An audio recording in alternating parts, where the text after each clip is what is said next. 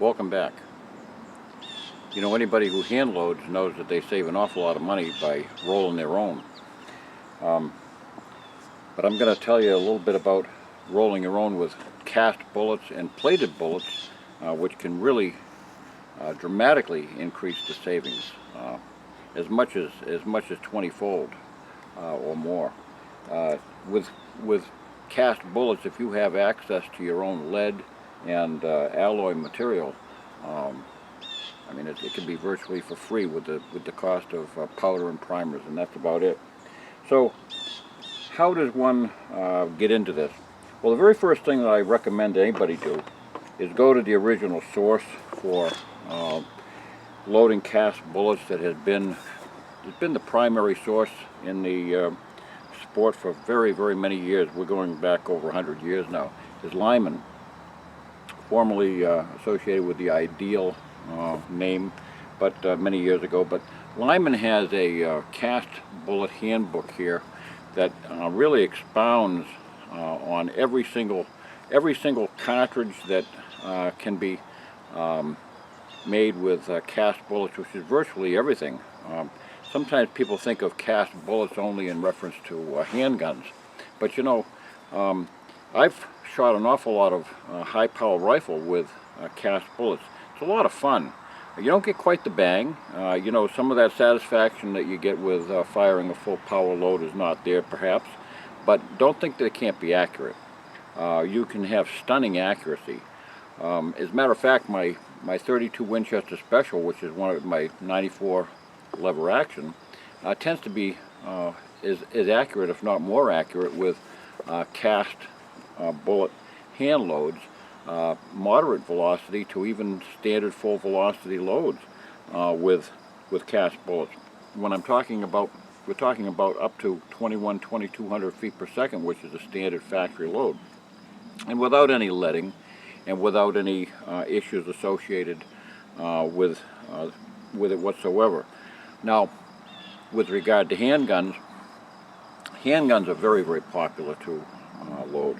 You can load on virtually any handgun cartridge with cast lead bullets, and the guns will cycle and function perfectly, and they will also shoot with dramatic accuracy which will rival the best jacketed bullets. So let's see what cast bullets look like. A lot of people see them only in the case, maybe at you know, at a store or on the range where somebody has brought them. Now here's, for instance, a 44 Magnum. This is a 44 Magnum with a 240 grain cast bullet that I made. This one here happens to be a very hard alloy that I make up. It's a little bit harder than the so-called Lyman number 2. Lyman number 2 was invented by this same company right here, as a matter of fact, and essentially it's a hard lead alloy that contains appropriate amount of tin and antimony, which tin is largely responsible for correctly filling out the mold cavity so that it casts a really sharp, perfectly formed bullet, and it adds a little bit of hardness. Antimony adds a lot of the toughness to the bullet. In other words, the actual hardness. The various alloys that must be employed with different cartridges is an entire science of itself, and that's why I encourage anybody to not only read up on it in this manual, but I highly recommend that somebody go to this particular source right here. Richard Lee did, I thought, an awful lot of extensive research into what was largely kind of an ignored territory. You know, once people start casting bullets 100 and something years ago for metallic cartridges, they really didn't do too much technological work on this to see exactly what was going on. Everybody was aware that, you know, when they fired cast lead bullets beyond certain velocities, in certain guns that those bullets would eventually start leaving traces of lead in the barrel. Sometimes very serious amounts of lead in the barrel, which is just generally called leading. It's a very bad situation because it fills the bore up with lumps of lead and streaks of lead, which reduces its accuracy, increases the pressure of the loads to potentially dangerous levels, and makes the gun virtually inaccurate after a while. So, but everybody knew that the proportion of leading was directly related to the hardness of the bullet. And this was always presumed to be something to do with, associated directly with velocity. Well, Richard Lee, in his book here, he did some extensive testing on his own, and I have to say I probably concur with it. There's no direct scientific evidence to state this, but I have to say that what he came up with was a different theory whatsoever. His theory is that it's the pressures that rise to the point where the bullets no longer are suitable for a particular velocity. So even though remember, velocity and pressure is kind of a hand-in-glove mixture anyway. So it's not entirely untrue that increases in velocity raises the potential for leading with given bullet hardnesses. But he discovered through some of his testing that it was more directly related, it was more specifically related to the stated pressures, the known pressures that were found in certain loads. In other words, published load data. These loads right here, every one of these loads, even here you got, now here's something right here, the 7mm Ultra Mag. So you got, this bullet even has cast loading data for such a exotic cartridge as that. So it's all in here. You can have the 270 Winchester you can load and everything. So what he discovered in his testing was that as the pressures of the cartridge went up, there was a more direct correlation, more specific link to pressures versus leading than there was to, say, velocities versus leading. And this is substantiated by what has always been known. Bullet leading occurs for basically two principal reasons. The first one is the obvious. In other words, lead is a soft metal. It's a dense, very hard. It's a very I should say dense, very heavy metal, but it's not particularly hard in its pure state. It's very soft. It can, lead wire is easily bent. Even a large diameter lead pipe can be easily bent by the average person. It's not a specifically hard metal. And being soft, if it's, as it rubs down the bore, some of it can chafe off in the rifling, especially if you have a bore which may be a little bit tight for the bullet. Maybe the correlation between the diameter of the cylinder, if you're using a revolver, the diameter of the cylinder does not correctly match the diameter of the forcing cone and things such as that. So that can have an effect on it. In other words, the actual friction of the bullet going down the barrel. So this brings many novice bullet casters to believe that if they just simply buy all bullets with hard Brinell hardness. Now Brinell testing, that's a testing procedure whereby bullets are hardness tested to see exactly what their hardness is. I have and Lee also produces something here that I think is a kind of a marvel. It's the Lee hardness testing kit. This uses a simple process of indenting a bullet with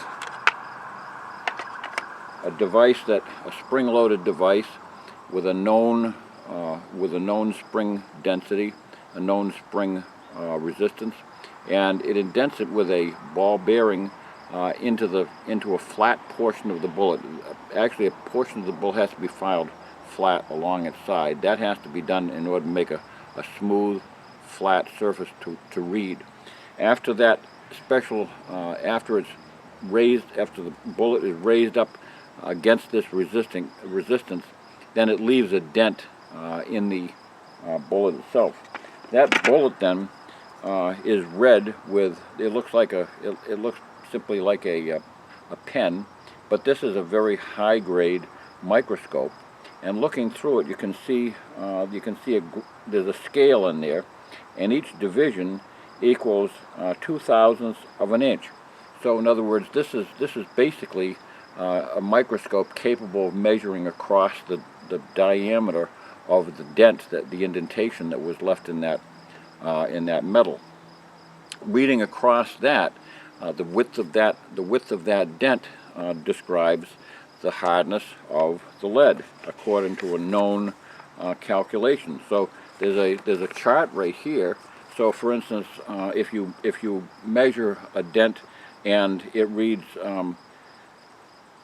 0.073, then you have a Brinell hardness of 9.5, which is relatively low on the scale. That would be usable for many standard low velocity handgun loads. Then it can go up to as high as a Brinell hardness of 36.6, and these are very, very hard bullets, and that dent would only be 0.038 in diameter across. So you see, the smaller the dent, the harder the bullet is. But this is a wonderful way to I've seen other bullet hardness testers that rely basically on spring pressure and everything that generally they run about $150, about $150 or more dollars. This one here, I think I paid about $65 for this, not including shipping. So it's considerably less money. And as far as I can see, the accuracy has been outstanding. It's been right on the button. Using bullets that I know of particular hardness that work, for instance, in my .44 Magnum, and which work in my .45 Colt, and .44 Special, and things like that, and my 9mm. I know, and even my .32 Winchester Special. I know that there's certain bullets that work in those guns without leading, and the numbers that this provides is spot on. It's right on the button. Now his references, though, do not go. They don't correlate to velocity. They correlate to pressure. In other words, internal pressure of the load. I shouldn't have put the chart away right away. For instance, with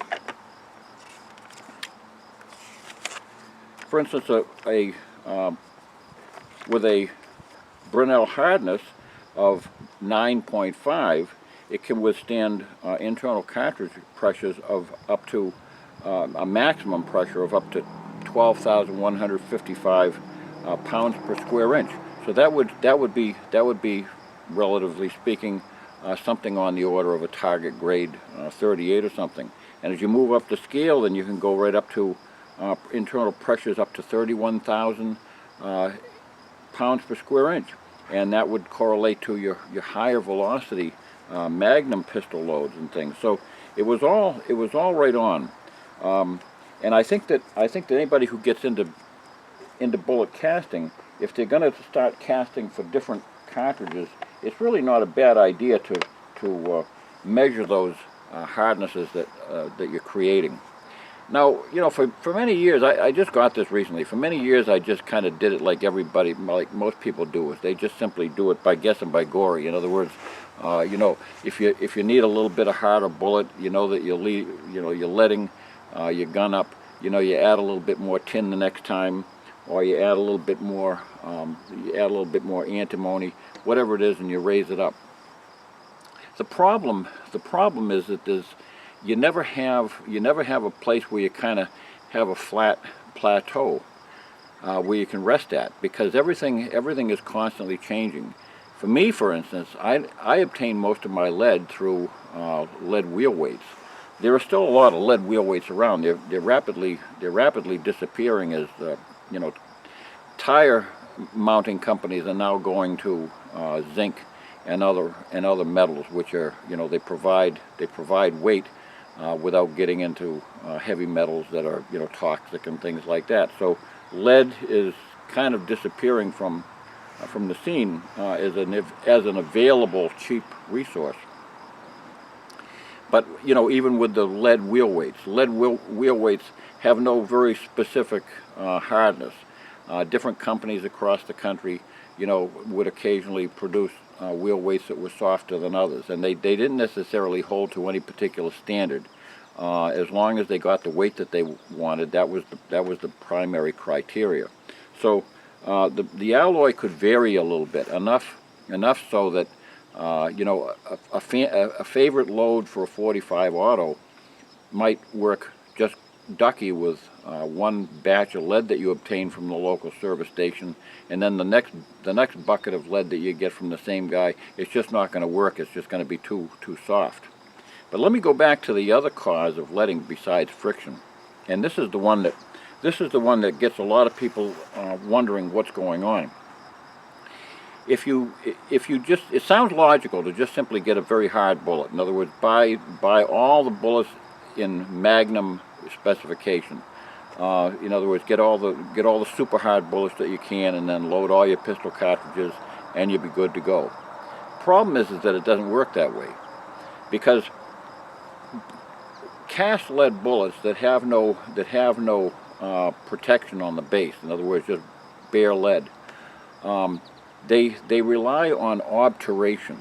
In other words, the bullet has to basically squish. The impact of the pressure has to squish the base of the bullet open and against the rifling. Think about taking a jelly bean and squishing it from the top to the bottom. As you squish it, it bulges out. Well, that's what the base of the bullet does. It obturates and it bulges out. Basically, the whole side of the bullet kind of accordions and bulges out and fits the rifling. In other words, fits the bore nice and snugly. If the bullet doesn't have sufficient pressure behind it to obturate it correctly, in other words, if there's not enough pressure to hammer that obturation to expand the bullet, then hot gases leak beside the lead and between the barrel and the bullet. So that right there, hot gases and lead just don't mix.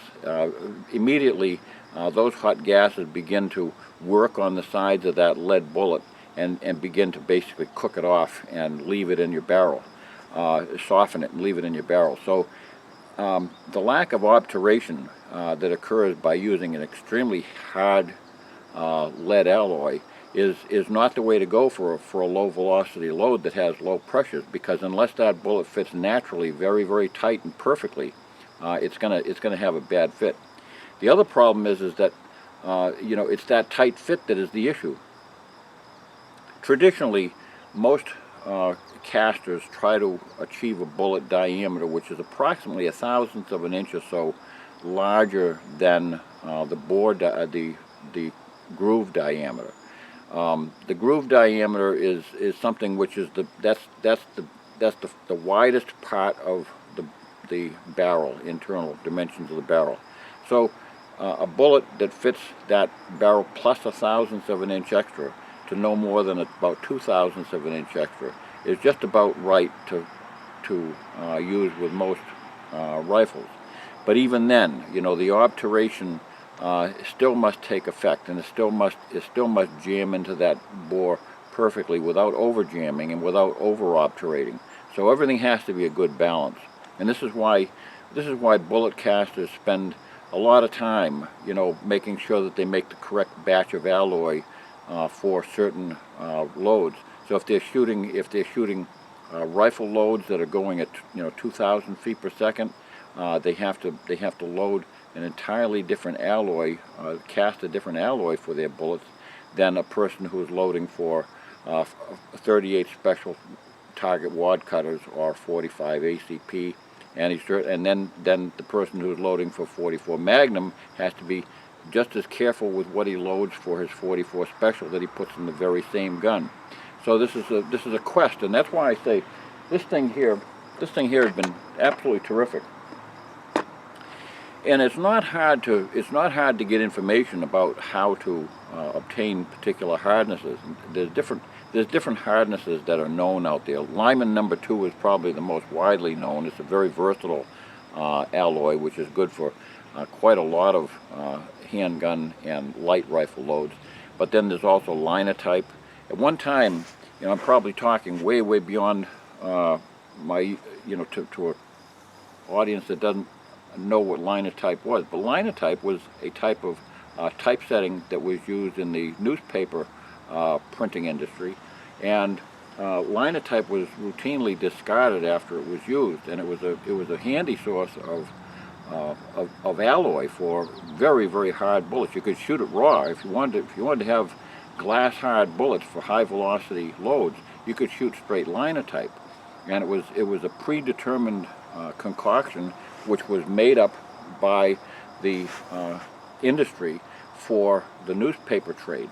But linotype is something now you can still buy it from a company called Roto Metals, ROTO-metals, and that's one of the companies that will provide linotype alloy direct. You can buy it, but now your stock price is starting to go up again. It's still vastly less expensive than buying your own jacketed bullets, but every time you have to order some alloy to add to your own pot of stew, jacks the price up a little bit. But there are other sources of alloys for things. Bar solder that plumbers have used for years and electricians have used for years. Bar solder is generally 50% tin and 50% lead, and mixed in combination with a 10-pound, if you mix 9 pounds of standard hard wheel weights, clip-on wheel weights that is, with a pound of bar solder, which is 50-50, you'll end up with basically Lyman number 2, or very close to it. So that's one way to achieve that. So rather than having to go out and buy a whole bunch of hard alloy ingots, you can also, if you can find lead of particular known hardness, you can work from there.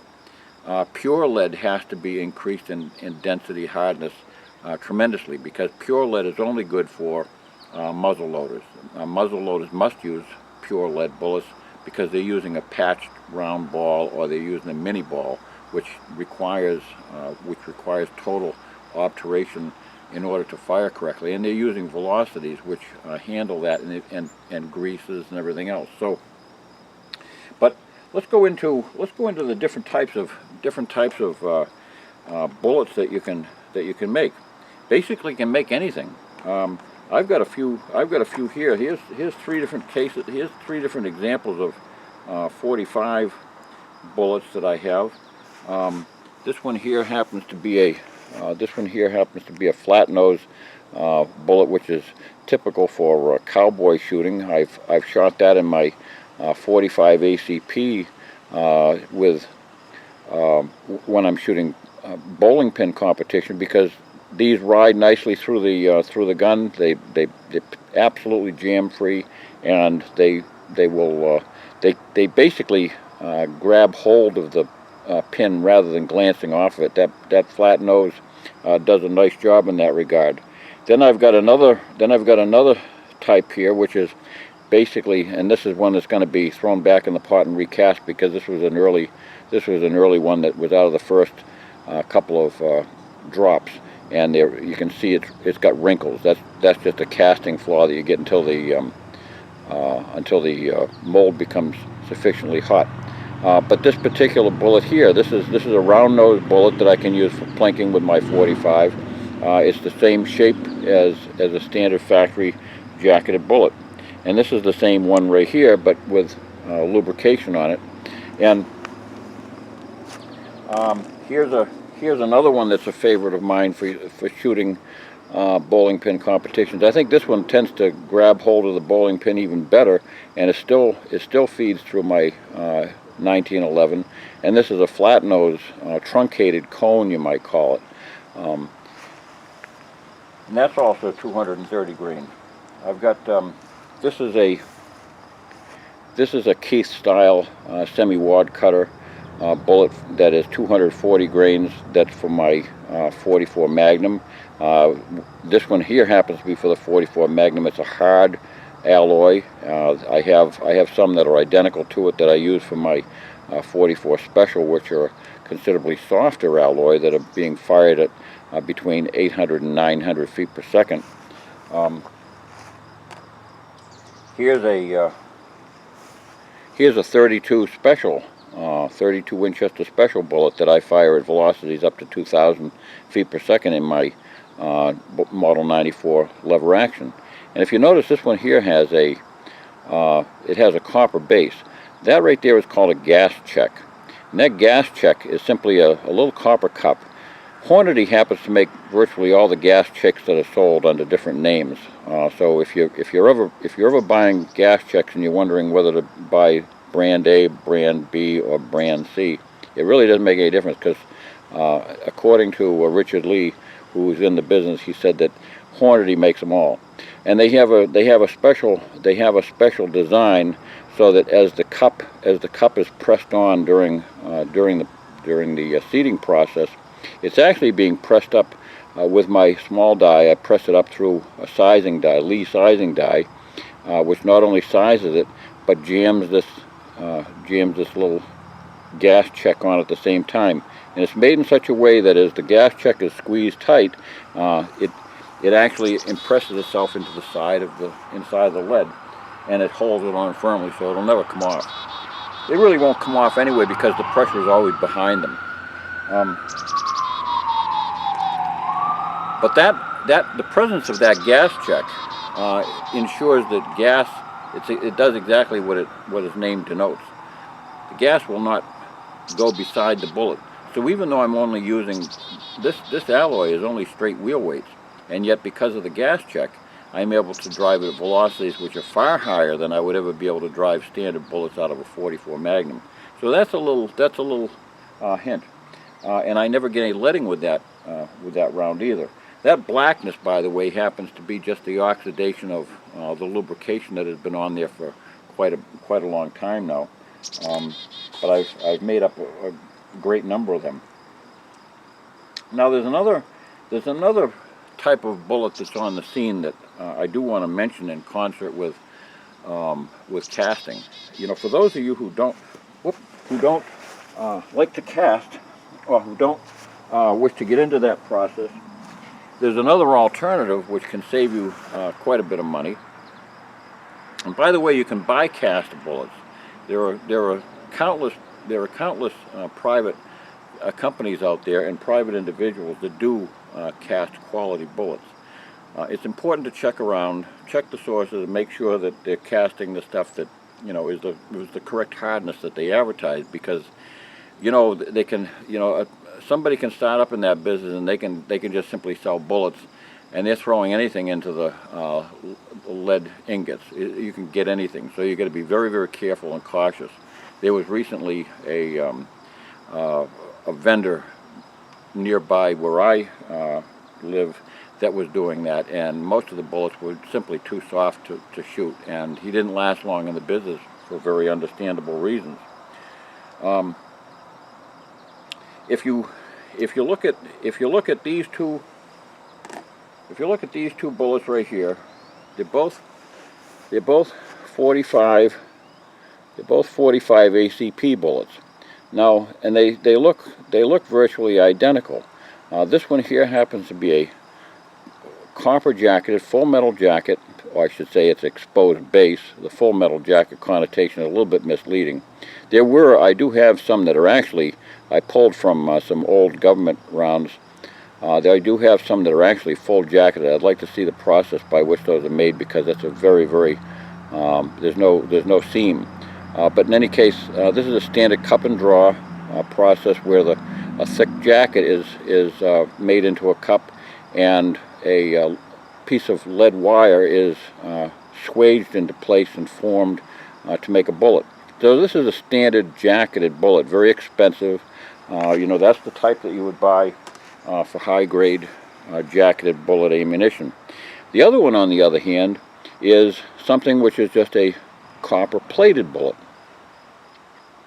Copper plating is something I'm pretty familiar with. I may have mentioned in previous videos that I was once involved with precision electroplating. I was an electroplater back in the late 60s, early 70s, and in that, doing work for the aerospace industry. And I was plating copper, silver, rhodium, nickel, cadmium, gold, all sorts of metals. You name it, we were doing electroless nickel that didn't require current. So there were a lot of things that we were doing that got me very familiar with the process of plating. Most of the time when we were plating what we called in the industry 2/10 of an inch thickness. And that doesn't mean 2/10 of an inch. It means we used to call it just generically, 2/10. It meant 2/10,000ths. That's about 20 times less than the thickness of a sheet of paper. It's very, very thin. I took a 9mm bullet, and I filed the side off of it. And after I did that, I put this on an anvil, and I attempted to basically boil the lead out of it, run the lead out of it to see if I could get a measurement of its thickness. And predictably, the thickness was so thin that the copper itself began to disintegrate under the heat of the torch. So my experiment was a little bit inconclusive. When we were in the industry, in order to visually see the thickness of plating, we had to basically encase a product in Lexan, and then have a machinist cut it in two, and then we polished it, and then the QC tester looked at it through a microscope that was not unlike that little one that had a grid, and she could see the thickness of the plating. I tried to cross section a bullet with that same bullet without having a Lexan binder to hold it in place, and basically what you do is you end up with a very thick looking jacket, because as you file it across, it basically just peels it open like a banana. So you're not really looking at the thickness of the jacket, you're just looking at what the peeled open part of it looks like. It's a very thick, unmeasurable amount.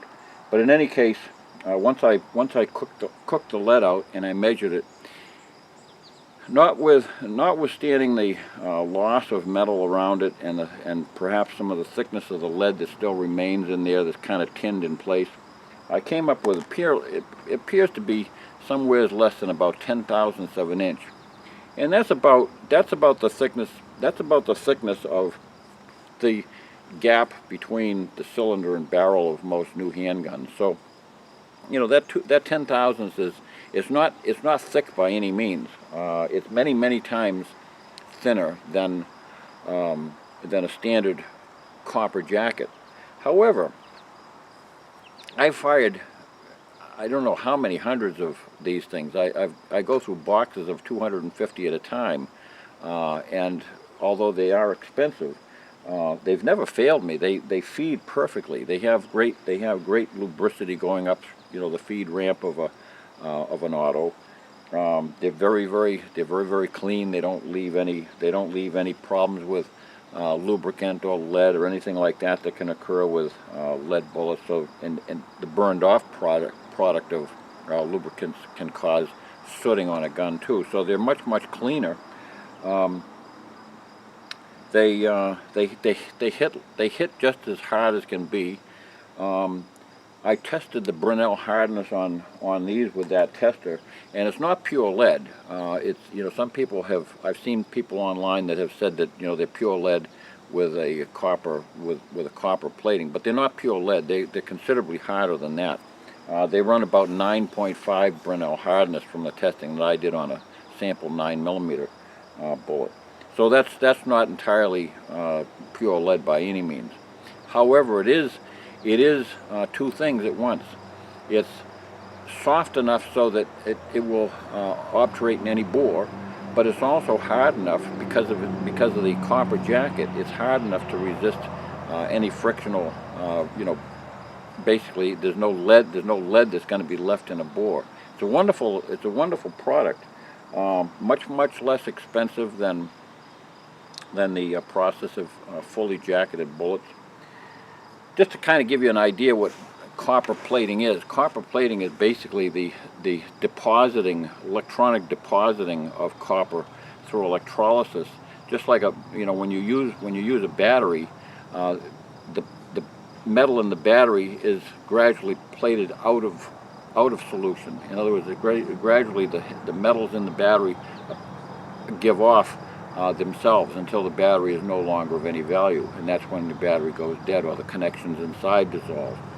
But with copper plating and other forms of plating, parts are placed in a solution. They're hung from a cathode bar, which is between two anode bars, and those anode bars have plunged into the same solution some sort of a anode, whether it's stainless steel or whether it's copper or silver or whatever it is, but they hang the anode bars in there, and then the process of plating transfers electrons from the anode to the cathode. In other words, from positive and negative and so forth. And this is basically, it's a big battery, but in the process of running this thing with a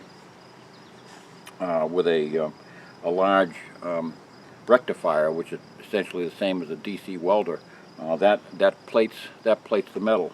It's a time-consuming process to get a great amount of copper on it. These are probably barrel plated, I'm sure. We used to use octagon-shaped barrels made of Lexan, and I don't even think it was Lexan in those days, because I don't think Lexan was around. But perforated plastic barrels that turned, you could put in several hundred, maybe thousands of parts this size, and rolling and tumbling with the anode bars dangling inside actually plated them.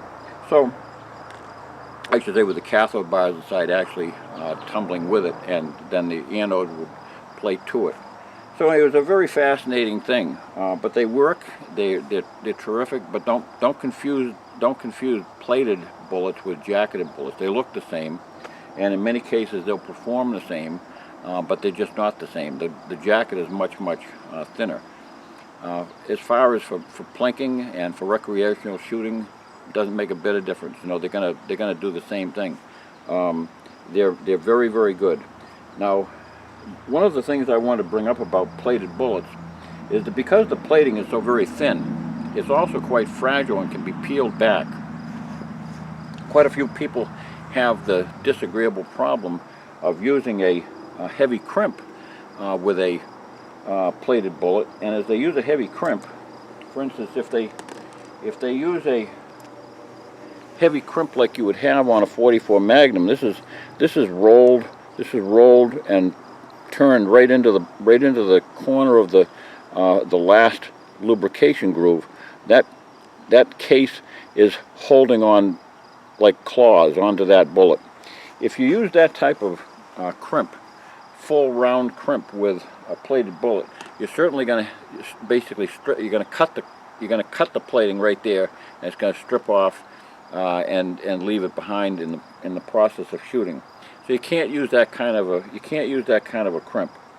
You have to use a very firm taper crimp, and the only one that I know that tapers perfectly is the Lee factory crimp die, which is used for cartridges like the .45 Auto and .45 ACP, which puts a straight line crimp on it, and it basically resizes. It has a carbide ring, actually resizes the case right down around the bullet itself.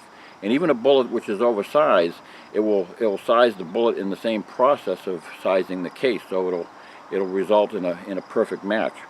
Bullets that are put, cartridges that are put through that die, in many cases I've found don't even need to go through a sizer and lubricator, simply because that die will form the post form. It's called POST, post form, after the process. It'll form the entire cartridge to its correct dimensions, thereby forming the bullet to its correct dimensions, provided the case is within dimensional specs and thicknesses and stuff. So anyway, we're getting off target here. As far as plated bullets go, now you can't use a round crimp. That can present a problem with certain revolver cartridges that rely on a roll crimp.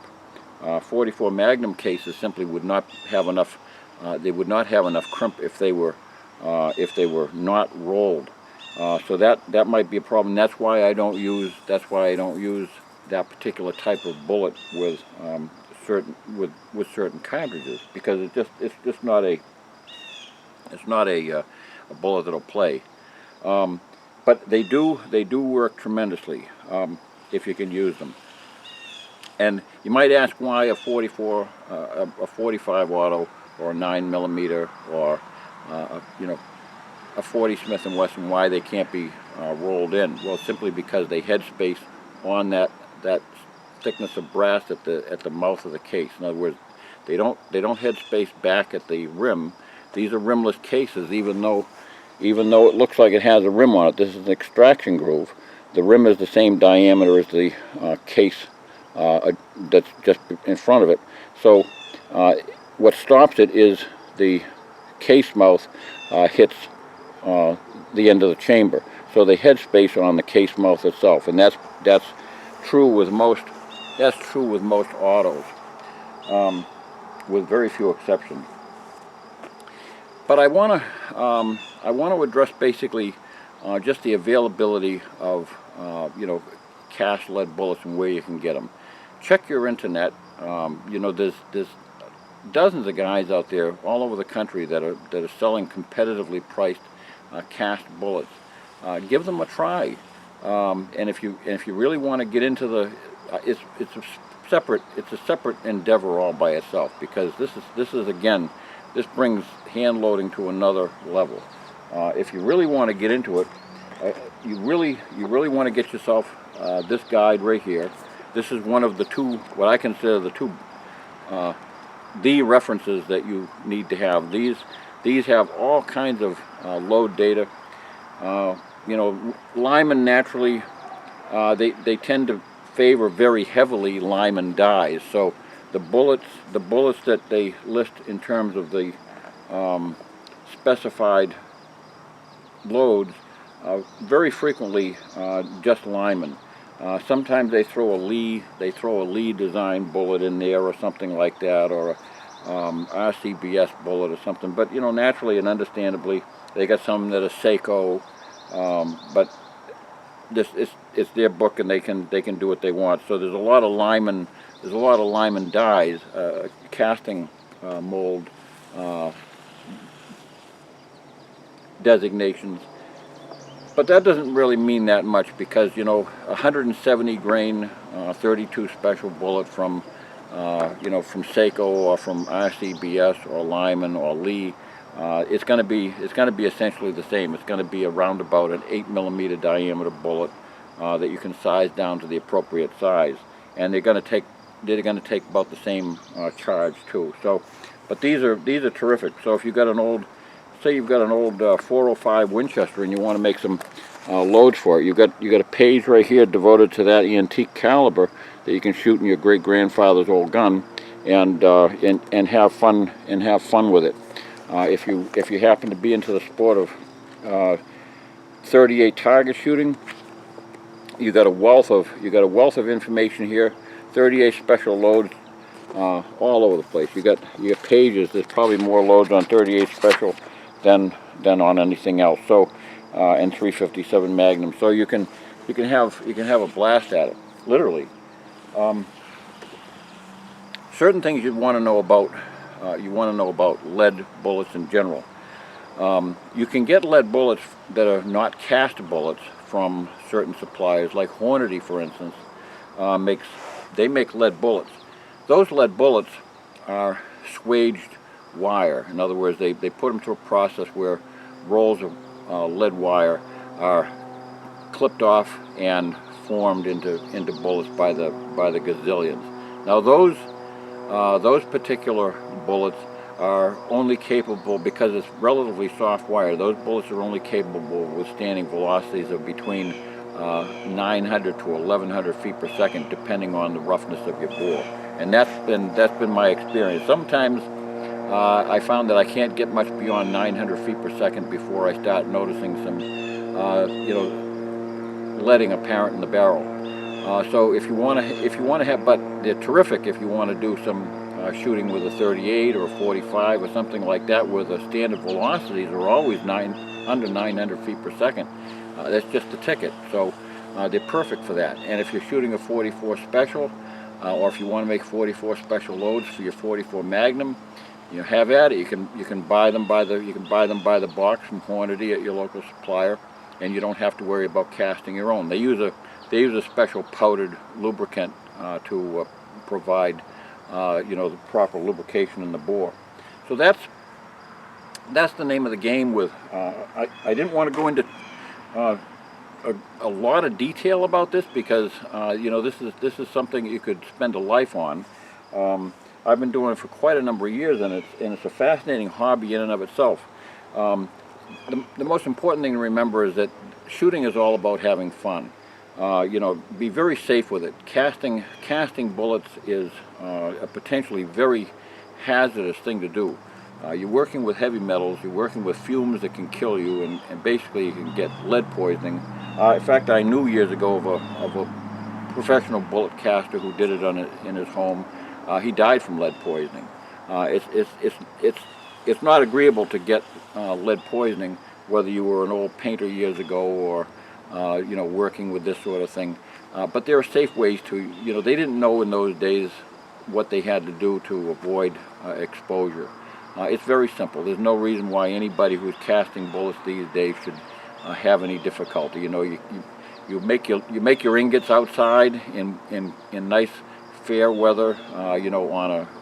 You can make them on a turkey fryer stove, propane turkey fryer stove with a cast iron pot, and pour your ingots and that sort of thing, and you're outdoors with stay upstream from the fumes.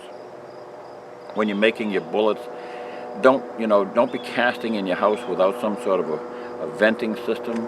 I'm currently constructing a indoor facility where I can cast my own bullets indoors, where I don't have to be outside or go out to the garage or something, but where I'll have adequate hood that will vent it. Because during the process of casting, you have to do what's called fluxing, and fluxing is the adding of some sort of burning material, whether it's sawdust or beeswax, or there's any number of things that people have used for fluxing, and basically it binds the metals together so that the tin and the lead and the antimony and things will all bind together, and they'll amalgamate into one lead rather than having them separate, which is what they would do if you didn't have that. And it also removes impurities. All the impurities, it binds with the impurities and brings them to the surface as dross that you can remove from the top of the pot. And if you're using a bottom pour spout, you really don't have to worry about removing too much of it, because basically everything pours off the bottom from underneath it. So these are all particulars that you don't really need to know about, but there's an awful lot of information available out there. Read the Lyman book. Don't be too engrossed about when you get into proprietary stuff. You don't necessarily have to buy everything from them. There's any number of suppliers and different things that you can buy. Just remember that they all work. I've been using different casting molds for years. They all cast beautiful bullets. And when you size them, it doesn't make any difference what size discrepancies there are. The sizes all turn out the same once you run them through the sizing process. So don't get hung up on particulars, and don't fret about what everybody online has to say about it, because they all have their own 2 cents worth, and it's all worth 2 cents. It's fine, but be very careful, because it's not a complicated adventure. It's a very, very satisfying thing to do, and something anybody can engage in, just as long as they have a fair sensibility of what they can do and how to do it safely. And remember, you're working with metal which is liquefied. Lead doesn't become liquefied until it's nearly 700 degrees, and that's very hot. And so we'll bid you adieu on that note, and God bless.